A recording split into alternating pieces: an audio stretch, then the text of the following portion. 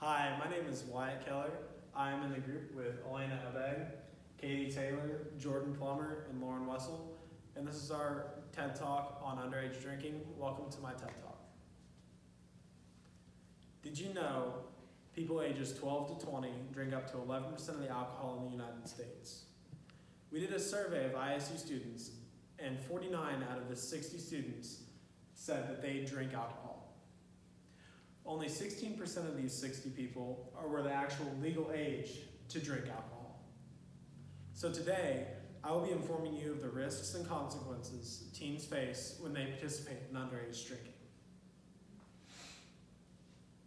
Drinking underage can present health risks.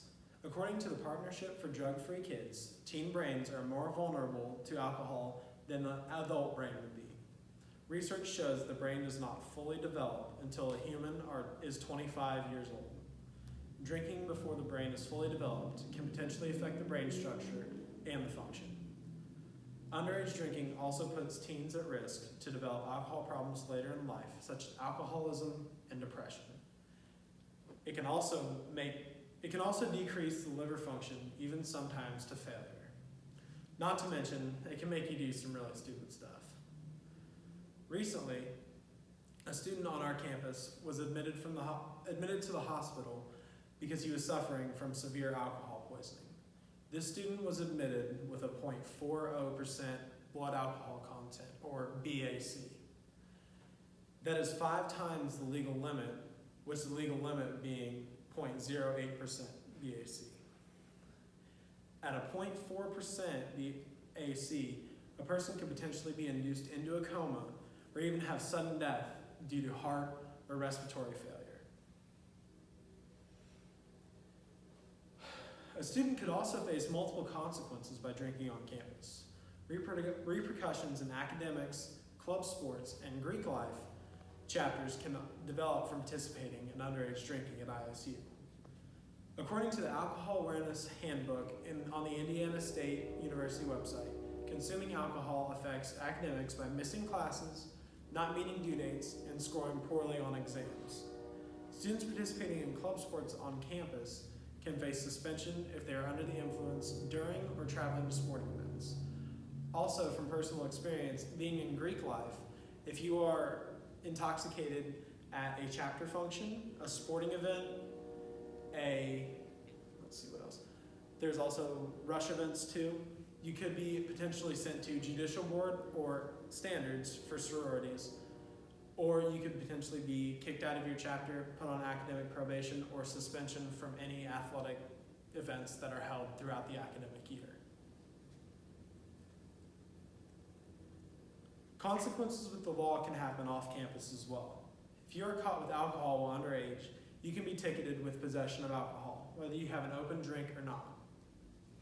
Another ticket you can get is from driving under the influence, also known as a DUI. When you are caught drinking and driving, you are arrested and will later receive a court date. Whether it's your first DUI offense or not, you will get your license suspended. People who get a DUI are also fined. All states have different minimum and maximum amounts you have to pay. These fines in Indiana range from $500 to $5,000 with a BAC of 0.15% or more. It is also considered a crime to supply alcohol to a minor. Under certain circumstances, someone could be charged with a felony for giving a minor alcohol. Many underage drinkers also own fake IDs to purchase alcohol. If you are caught with a fake ID, you can be charged with a fine up to $500 or even get your license suspended for a year. 2 instances that we have on this campus, one instance and one other fact. There was one kid on campus back a couple years ago who was driving his truck down the road and hit another man's car. He was charged with a DUI. He was detained and taken to jail for a night. He also had to pay for all the damages done to the other person's car and his car. His insurance could have gone up. He could have potentially been kicked off of his insurance. And in the instance where you have a teaching degree or any sort of other degree to teach or administer anything, like even doctorates, you could have that revoked. if you are charged with a DUI. Some places are more lenient, some places are straight, sweet to the point. Also along the lines of fake IDs as well. If you are caught at a bar with a fake ID, that bar has the legal right to ban you from that bar.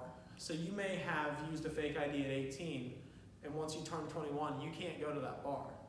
They will put you on a list, they'll have the bouncer remember your name or however they want to do it, but you may not be admitted into that bar once you turn 21 and over.